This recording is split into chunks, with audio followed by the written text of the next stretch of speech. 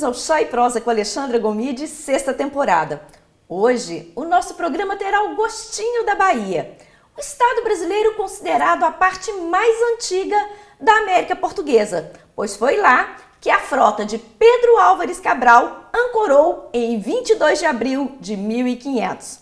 E para conversar conosco, claro, receberemos a baiana Márcia Santos para falar um pouquinho da sua história aqui em Portugal e da Bahia e dessas delícias que a gente vai ter muita prosa aqui hoje. Seja muito bem-vinda, Márcia. Obrigada. É um prazer recebê-la aqui conosco. Márcia, a gente sempre começa contextualizando um pouco e tentando entender o que te tirou da Bahia, né? Então, há quanto tempo você vive aqui em Braga ou Portugal? Não sei se veio direto para cá. E o que te trouxe para Braga? Pronto, então. Eu vim há 4 anos atrás, logo quando abriu as fronteiras. Depois da pandemia? Do Covid, exatamente, que estava fechado, estava aguardando. Meu filho tinha proposta de jogar aqui, em Portugal, ele sempre treinou futebol. Ele treinava futebol no Brasil? Treinava futebol no Brasil desde de criança, e como a faixa etária de idade dele estava já avançada, eu recebi uma proposta de trazê-lo, né, para cá, para tentar aqui futebol.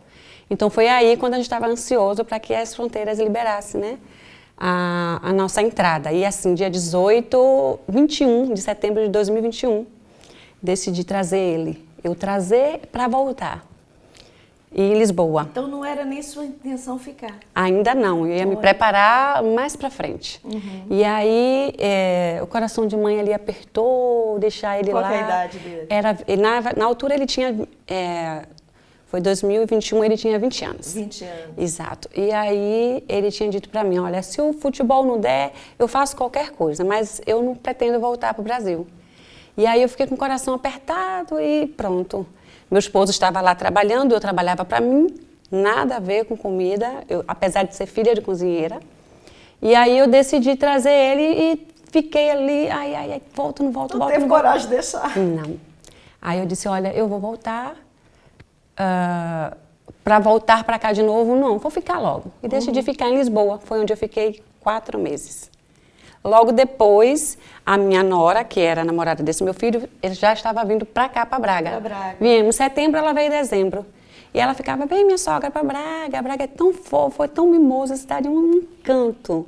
E aí, estávamos pretendendo arrendar uma casa maior, né? Uhum. Que estávamos em um T1 em Lisboa. E aí, quando meu esposo chegou, que resolveu a questão lá no Brasil do trabalho, pediu liberação, em dezembro ele veio com o restante dos meus filhos.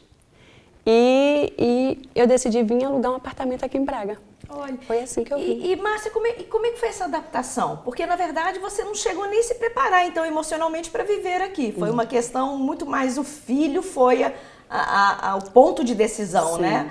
Sim. Como é que foi a sua adaptação? Na verdade, aqui em Braga foi melhor. Em Lisboa foi mais complicado, cidade grande. E a minha área era a área de ateliê, eu costurava há 10 anos. Olha. Então, eu cheguei logo e consegui um emprego rapidamente em um ateliê, lá em Lisboa. Uhum. E quando meu esposo chegou, que a gente veio para Braga, eu senti que a cidade era mais abraçava mais a gente. A gente tinha mais aconchegante. Exato. A gente tinha muito mais brasileiros aqui do que lá, apesar de ter também lá. E aí, pronto, já tinha uma família aqui, que era a família da minha nora, e aí eu já me senti mais à vontade, né, e mais acolhida. Então, foi mais fácil eu me adaptar aqui do que em Lisboa. Eu acho que se fosse em Lisboa, talvez eu não tinha tanta... Não tinha persistido, né? Exatamente. E você falou que não mexia com comida lá no Brasil. O que você fazia? Eu era empreendedora na área de ateliê. Mas já empreendia, então já era empreendedora. Exatamente. O meu esposo, ele era motorista de autocarro há 20 anos, sim, mas já tinha passado também por barraca de praia. Então ele já tinha essa aptidão. E minha mãe é que criou a gente através da culinária, da comida. Porque quando meu pai se separou, ela era muito novinha, não tinha uma profissão firmada, e ela foi cozinhar para criar a gente. Então ela fazia muito comida baiana, não fazia o acarajé. Você era de Salvador? De Salvador, nascida e criada lá em Salvador. E aí, através da minha mãe, eu também já tinha os dotes para a gastronomia baiana, né? Porque a gente cresce ali. Tá no sangue, né? Tá no sangue, Inclusive, quando eu trouxe ela para cá, Eu falei, olha, minha mãe, eu nunca imaginei que eu ia exercer a sua profissão. Porque a senhora criou a gente através da comida. E para ela, do lado de lá, ela está no Brasil? Ela está no Brasil, ela veio para aqui. Deve ser um orgulho, uma emoção sensacional, né? Sempre ligo de vídeo fazendo a comida. Olha, minha mãe aqui, o caruru, vai tapar ela. Que delícia, minha filha. E ela veio para cá ano passado, passou 3 meses conosco e ficou assim, tipo assim, revivendo a história dela. Que lindo, Porque gente. ela criou a gente lá e ela estava ali comigo fazendo as coisinhas, então eu acho que ela ficou muito orgulhosa. Que delícia. Mas aí, pronto, você chegou em Lisboa, conseguiu inclusive trabalhar dentro da sua área lá do Brasil, mas veio para Braga. Da onde que surgiu, você já tinha esse viés empreendedor, a ideia ousada, né? De trabalhar, de vender especificamente comida baiana, porque não é abrir um restaurante genérico, né? Não é aquela coisa de uma gastronomia. Você foi muito ousada e apostou muito no acarajé. Muito. O acarajé nem sempre é conhecido, né? Sim. Não quer dizer que as pessoas já tinham essa... Nem no Brasil, né? A gente encontra acarajé no Brasil todo. Exatamente. Já é uma coisa muito específica da Bahia. Da Bahia. Foi uma decisão ousada. Como é que surgiu isso? Então, foi assim, trabalhando aqui, né, com um salário que, pronto, a custo de vida é alto. Uma família de 5 imigrantes. Então, para mim e meu esposo só, aí demos a ideia, né, conversamos e disse, vamos vender em casa o acarajé, porque eu não vi em canto nenhum. A gente via muitas coisas brasileiras aqui, mas o acarajé não. É porque é muito específico. Específico, exatamente. E daí, a gente criamos um Instagram, tanto que o nosso Instagram, hoje, Restaurante Gostinho da Bahia, se acha ele pelo acarajé.pt. Eu não quis mudar, porque já tinha ali uma familiarização. Já tinha uma clientela ali. Exato. E aí, decidimos aos sábados, na nossa folga, produzir o acarajé. E lançar ali, né, nos stories, fazer tráfego pago para chegar nos stories. Avisar, né? Exato. Olha, estamos aqui. Exato. E então, correu muito bem. Todos os sábados tínhamos muitos pedidos de acarajé. Olha só. De repente a gente percebeu que tinha muito baiano aqui. Nordestino. Tem sim. Pelo nosso gráfico lá da UAI, a Bahia está entre 4º e 5º estado que mais tem imigrante aqui. Em Braga, especificamente.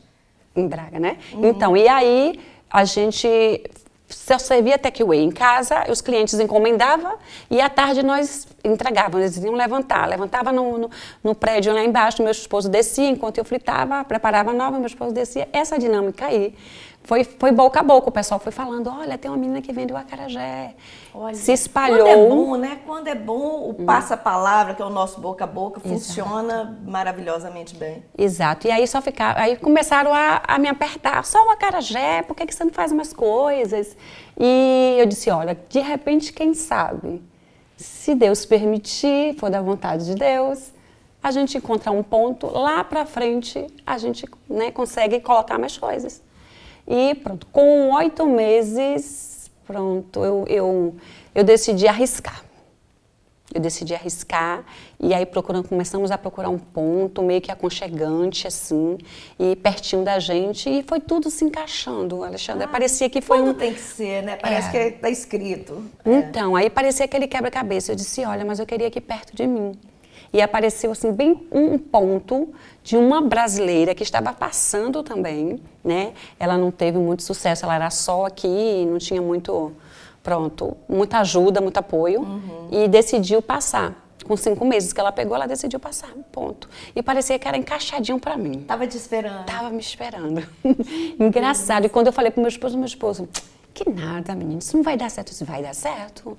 Os clientes estão, olha, abre o ponto, seu acarajé é bom, queremos comer quentinho. Porque daqui que chega em casa já esfria um pouco. Porque a tradição do acarajé é acarajé quentinho, fervendo ali no azeite. E aí, quando eu vi o ponto, as coisas foram se encaixando ali e de repente estávamos ali com aquele trespasse. Não foi fácil, mas conseguimos um espaço e colocamos ali. Aí eu disse, não, eu quero aqui o elevador Lacerda, os pontos turísticos. Eu quero aqui o mercado modelo. O cantinho, a Bahia, né? Exatamente. Que fantástico. E aí eu mandei plotar tudo direitinho e graças a Deus vamos fazer 2 anos. Ô, gente, é aquilo que a gente fala, que aqui em Braga realmente a gente não sente falta de nada lá no Brasil, nós temos tudo. O Espaço Gostinho da Bahia, para quem está aqui e vai lá, se sente literalmente na Bahia. né? Não só na gastronomia, mas o ambiente todo você Sim. criou, né?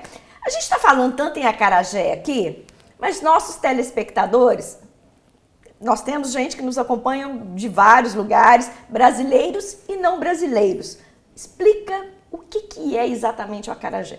Então, o acarajé é uma culinária afro-brasileira e africana, né?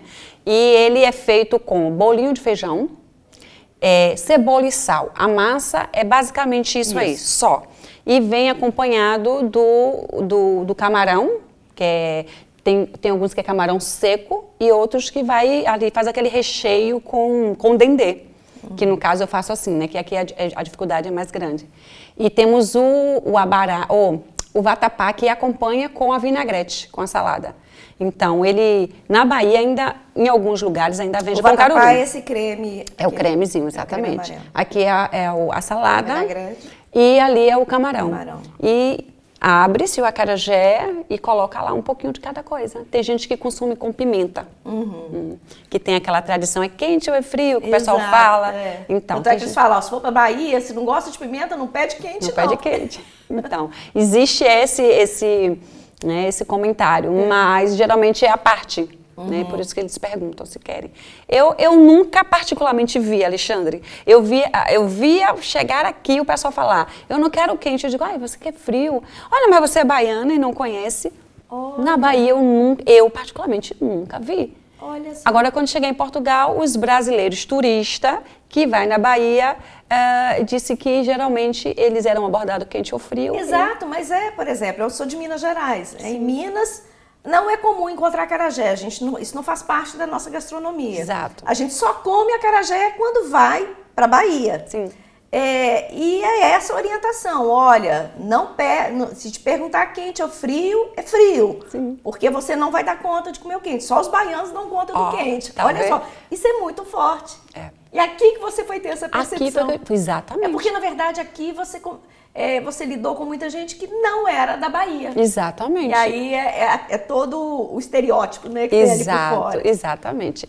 E pronto, e aí é basicamente isso aí. Aqui em Portugal eu não vendo com o caruru, só na comida baiana. Não que com o quê? Com o caruru. Caruru é um outro acompanhamento que é com quiabo. Que muita gente fala, olha, mas o seu não tem um caruru. Não tem um caruru, só na comida baiana. Mesmo porque o quiabo aqui em Portugal é muito caro, né? E difícil de achar. Então, quantidade para dar conta disso. Todos os dias, a gente não quis incrementar mais um ingrediente que talvez fosse faltar durante pronto, que vendemos acarajé de quarta a domingo. Então vai que eu tenha quarta, quinta e sexta, eu já não acho quiabo. Exatamente. Né? E ia subir muito o preço do acarajé. Pois, exatamente. Que já não é um produto que não fica muito barato, né? Não fica. É um produto que geralmente vai produtos que são importados. Pronto, o dendê. Tudo aqui praticamente tem dendê. Então não é fácil, não é barato. O dendê, o leite de coco e o camarão são os ingredientes que, se não tiver, não se produz o acarajé. Tá? Além dali... Mas você consegue comprar isso ou você depende do que vem do Brasil para conseguir confeccionar? Não. Hoje, eu consigo em Portugal chegar bem perto do que é o da Bahia. Tá? Porque o camarão eu mesmo que defumo. Processo, né? É um processo. Exato. O camarão, eu mesmo defumo o camarão. Para dar o sabor do vatapá, tem que ter camarão defumado. Eu não ia conseguir trazer da Bahia camarão. Claro, pois é. Não. O leite de coco aqui, tranquilo. O óleo de palma, que é o nosso azeite de dendê, é um pouco diferente, mas com uma boa caprichada, não se perde o sabor idêntico da Bahia, não. E ali ainda tem castanha e ainda tem amendoim, que é naquele cremezinho ali. Então é um produto que não é poucos ingredientes. E não são ingredientes baratos. Não. Exato. É interessante a gente falar isso, gente, porque lá na UAI já passaram várias baianas para mim lá. Alexandre, eu queria trabalhar com acarajé e quando entra, que vai perceber o que é muito diferente fazer um acarajé no Brasil e fazer um acarajé aqui em Portugal. É uma adaptação, leva um tempo de fazer esses ajustes. Sim. A questão do preço, nos eventos a gente percebe muito, né? Às vezes as pessoas chegam e falam, nossa, mas o acarajé estava muito caro, Alexandre. É o que eu falo, gente, e ainda vira e fala assim, na Bahia eu compro um acarajé por tanto. Sim, mas não é. Não tem comparação, gente, não existe.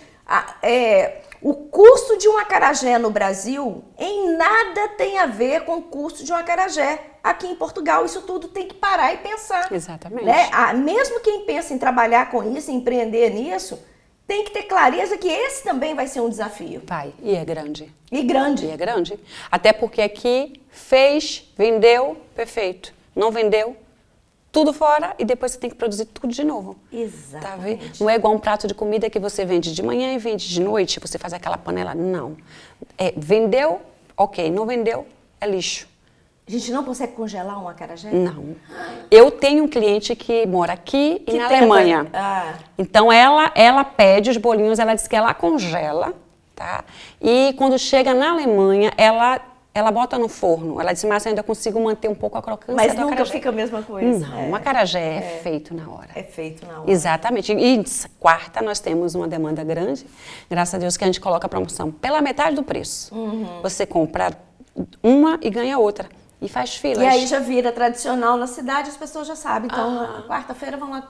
Vão Por comer. isso que a gente ouve falar tanto disso. Da quarta-feira, exatamente. Olha. E aí a demanda é grande. E aí, filas, porque tem que fritar na hora. Ninguém quer frio. Da fila até no estabelecimento? É. Então não é só nos eventos? Não. Dia de quarta, tem fila. Olha só, que fantástico. Dia de quarta tem. Sensacional. Ô, Márcia, mas você vende outros produtos baianos Vendo. lá no Gostinho da Bahia. O que a gente pode encontrar lá? O que é mais procurado? É o acarajé? É o acarajé. Em primeiro lugar é o acarajé. Gente da Espanha, Itália, todos os brasileiros que têm acesso Passou por aqui, eles vão atrás do acarajé. vão atrás do acarajé. Tem gente que... Dos Estados Unidos. Temos um vídeo que está rodando aí, que chegou até os Estados Unidos. A brasileira fez, pois eu já vou a Portugal. Eu sei que eu vou comer o acarajé no vosso restaurante. Ô, gente, isso que ela está falando é tão interessante que eu tenho recebido lá na Associação UAI muitos brasileiros que não vivem em Portugal e têm vindo a Braga para consumir os produtos brasileiros, para matar a saudade do Brasil. Olha que loucura, É né? verdade, é verdade. Mas é por isso. Porque, Quanto olha, que você imagina comer um acarajé assim? Exato, não tem. Chegar e pedir? Pois, não é. Eles ficam emocionados. Eles ficam, Exatamente. eu tenho 7 anos que não como acarajé. Eu tenho 10 anos que eu não como acarajé. Exatamente. E aí come parecendo que é aquela coisa, né? E na verdade é. É porque não é só o sabor, não é só a gastronomia, é memória, né? Isso. É história. Acredite que tem gente que come o acarajé e já chora. chorou. De olhar lá, plotado ali, o elevador Lacerda, e comendo e olhando os pontos turísticos da Bahia. Lá, isso aqui trouxe algo tão emocionalmente... Eu entendo perfeitamente, porque na nossa festa, no Dia do Brasil, a gente sente isso.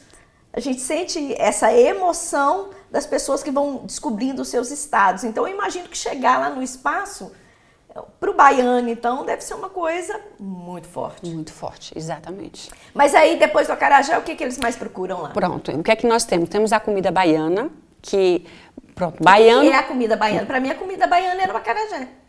É um dos pratos que vende nos pontos turísticos, né? É um dos pratos fortes que em cada canto da Bahia você acha. Sim. Mas temos também o bobó de camarão, né? Que é muito bem aceito aqui.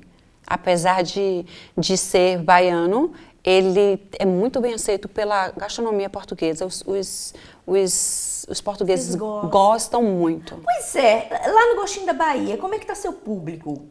Brasileiro a gente não tem dúvida. Mas portugueses, já descobriram a Bahia? Já, inclusive eu tenho uma reserva sexta-feira que a portuguesa me ligou e ela fez assim, olha, eu tenho muita boa referência do vosso restaurante, que as minhas amigas foram e gostaram muito e eu queria comer o acarajé. Que delícia! O acarajé, elas comeram e gostaram.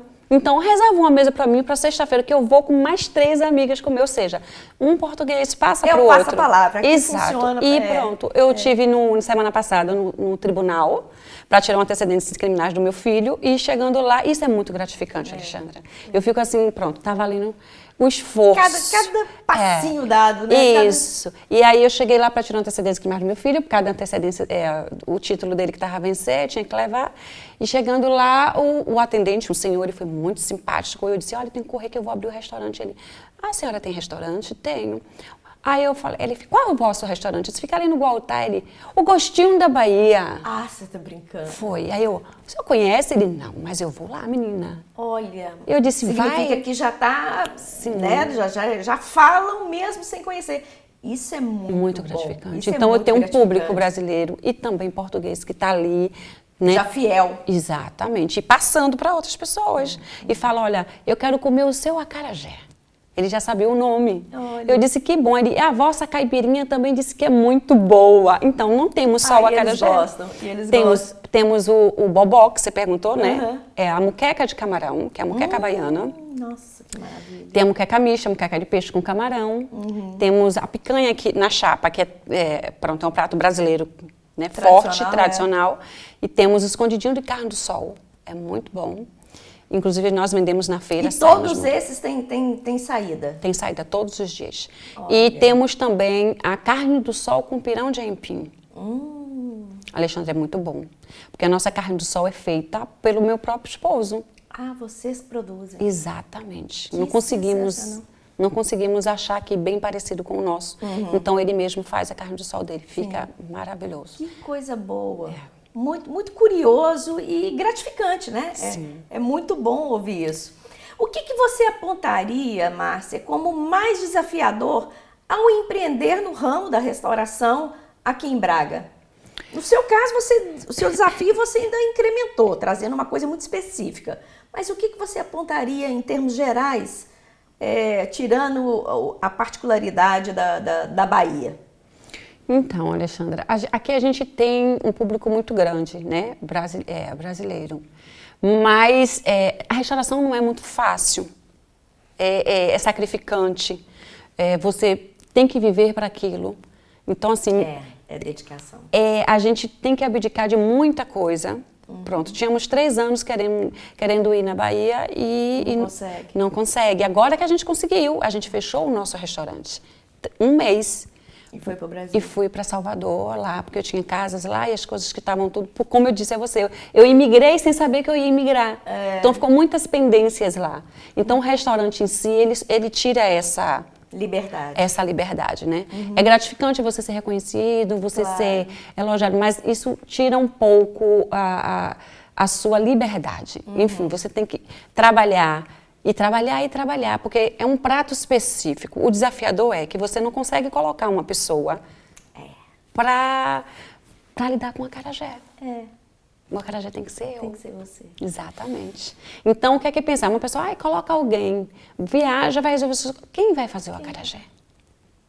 Porque é aquilo, né? Se a pessoa vai lá pela primeira vez e come um acarajé que não é o acarajé... Exatamente. Nunca mais volta. Nunca mais volta. E o passa-palavra começa a ser negativo. Então é fundamental a sua presença. A minha presença, exatamente. Realmente, isso é, sem dúvida nenhuma, um grande desafio. É desafio. Para mim é um desafio. Eu estou tentando lidar com isso. Cada dia eu respiro e olho os pontos positivos, tá? E aí eu... vejo um elogio aqui, uma pessoa que me dá um telefonema, alguém que vem de outro local, e eu disse, isso aí vai me dando um impulso para eu continuar. Vai estimulando. Vai estimulando, um combustível, né? E pronto, e depois os clientes saem e falam, olha, menina, tudo que eu comi aqui é muito bom. Vem por causa do acarajé. Aí até esquece do sacrifício. Né? Exatamente. Não, com certeza. E a parte burocrática, foi complicado? É sempre complicado aqui para a gente chegar a se instalar, né? Até hoje é muito complicado, não é fácil, tem que estar tudo muito impecável, tudo muito em dia e não foi difícil se instalar porque a gente fez uma preparação quando a gente começou a procurar ponto, né? E aí a gente foi olhar. Difícil é porque as rendas, eles começam a pedir 3, 4 rendas e aí teve que fazer toda aquela preparação, plotar, colocar. Foi uma semana na inauguração, de que depois que eu inaugurei o restaurante, a sensação era que a alma ia sair do corpo. Sabe aquele cansaço físico quando você faz um evento? Então é porque tudo uma entrega total ali, né? É desafiador, você quer se entregar por total, né? Mas a cada dia a gente vai se reinventando, né? E vai se aperfeiçoando e se entregando e vai fazendo parte da sua vida. Exato. Você já acorda ali. Eu acho mais gostoso a gente conseguir trazer isso aqui para vocês no Chá e Prosa, essas histórias de sucesso, porque a gente percebe um ponto comum em todas elas. Nenhuma foi fácil. Não.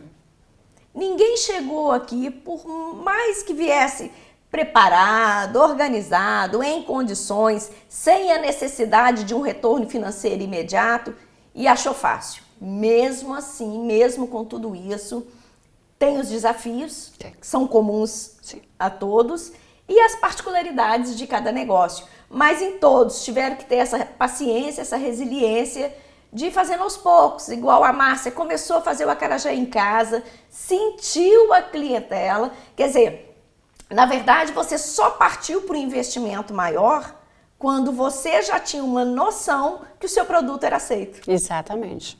Isso é fundamental, eu acho isso assim... Exatamente, a gente sentiu o território e viu que... Você colocou os pés primeiro para depois jogar o corpo. Exatamente, pois quando a gente pensou em abrir, pronto, e será que isso vai dar certo? Aí veio os comentários, será que isso vai dar certo? Mas não é que dá certo todas as semanas, está tudo muito bom. Não, tem semanas que a gente sente, nossa, as contas chegam, os compromissos chegam, e tem que pagar pessoas. Já tem a diferença que verão, inverno, que dá uma diferença muito enorme grande. Na movimentação, no público, né? Exatamente. No inverno as pessoas já não querem tanto, ficam mais recolhidas. Exatamente. Isso tudo impacta, né? Impacta muito e você tem que perseverar.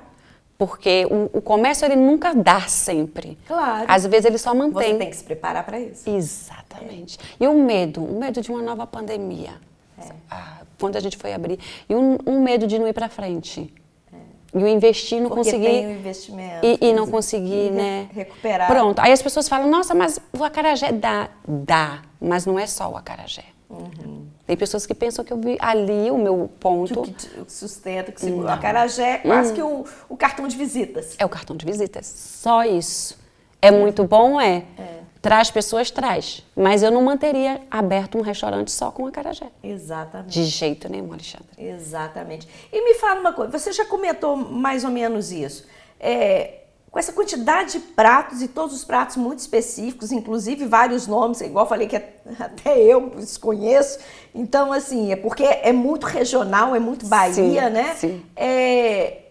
Mas, então, tem algum produto que você precisa trazer do Brasil ou você já está conseguindo resolver tudo isso aqui? Aquilo que você não encontra, você produz. Seria isso? Exatamente. O que você encontra aqui? Eu encontro leite de coco. O camarão defumado eu compro fresco e eu defumo. E você defuma? Sim. A castanha eu encontro, o amendoim eu encontro. Sim. E o feijão frade eu encontro. Seria basicamente, se eu precisasse trazer do Brasil, seria o azeite de dendê e só o camarão seco. Sim. Só. Então eu hoje já consigo fazer o trabalho que qualquer baiana de acarajé faz na Bahia. Né? Porque não é só restaurante que vende acarajé. Mas isso tem quanto tempo trabalhando com isso?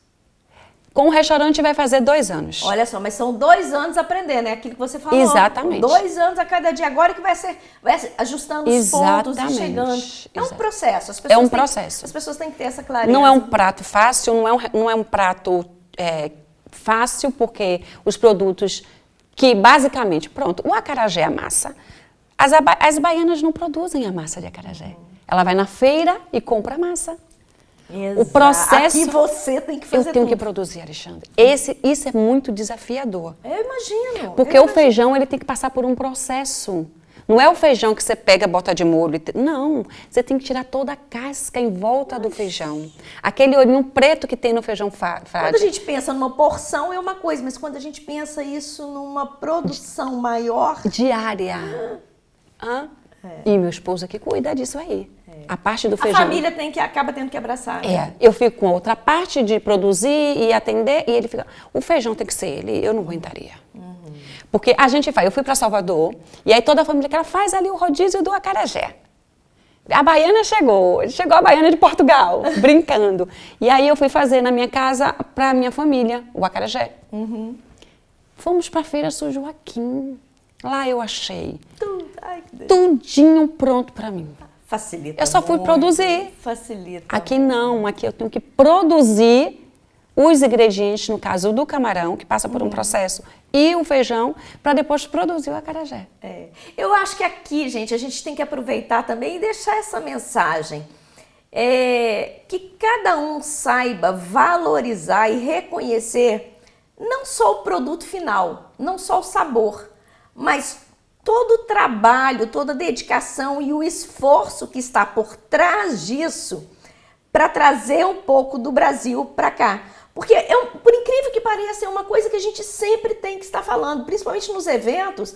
Ah, mas lá no Brasil isso é assim, no Brasil é assim. Ah, não está muito. Nós não estamos no Brasil. Exatamente. E às vezes as pessoas esquecem. Tá certo que quando eles vão nos eventos, eles se sentem no Brasil. Claro. E aí eu acho que esquece que estão em Portugal e algumas cobranças vêm assim, que chega a ser absurdas. Sim. Né? Agora imagina isso em grande escala. Eu tô falando isso, gente, porque vocês vão ter o privilégio de degustar também, de consumir esses produtos maravilhosos da Bahia no Hawaii, né? O 7º Hawaii, que agora é dia 5 de julho. A Márcia vai estar lá presente com o gostinho da Bahia. Acarajé é garantido, né, Márcia? Sim, com certeza.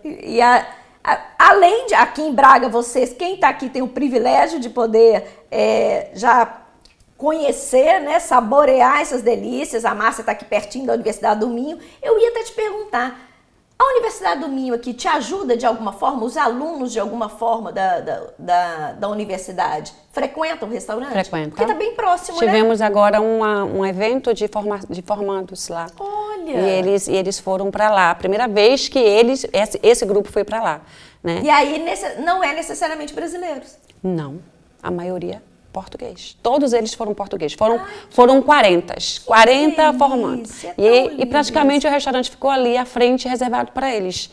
Né? Porque tínhamos a parte interna e no fundo e à frente. Foram todos eles que estavam ali. E gostaram muito, né? Pediram um prato, não foi o acarajé no caso, porque foi jantar. E saíram muito satisfeitos e falaram, olha, agora que já conhecemos, vamos sempre estar aqui. Que benção, nossa, fico muito feliz, Márcia. Bom, infelizmente, nosso tempo, infelizmente para vocês que vão deixar que o programa vai acabar, mas pra gente, felizmente, porque agora a gente vai degustar, tá, Jega? A gente vai saborear essas delícias. Então, pra gente é ótimo, é mais ou menos assim, vamos correr para terminar. Márcia, eu vou pedir para você deixar uma mensagem para quem está nos acompanhando aqui hoje. Olha, foco e objetivo é tudo, né? Os desafios são muito grandes, mas quando nós temos foco, projeto, os desafios eles ficam pequenos. A gente vai cada dia conquistando. Então, para quem está chegando, que quer empreender ou que já empreende, pega-se nos pontos positivos, nos elogios, né? Busca força ali. Busca força, porque a gente, imigrante, se reinventa cada dia. E eu me reinvento a cada dia. Então, tenho aqui 4 anos, né? Amo a cidade de Braga, não tenho nada contra os portugueses, eles são muito acolhedores. Particularmente, temos amigos próximos e temos, né, esse lado bom, né, de ter amigos próximos. Então, pega nos pontos positivos, força, foco, tira a força lá de dentro e continua. Perfeito. É o que precisamos. É o que precisamos. Obrigada, Márcia. Eu que agradeço, Alexandra. Esse é o Show e Prosa com Alexandra Gomide, um programa quinzenal aos sábados, exibido às 17 horas de Portugal, aqui na DMTV, e às 17 horas do Brasil no YouTube Olhar Brasileiro em Portugal. Até o próximo programa.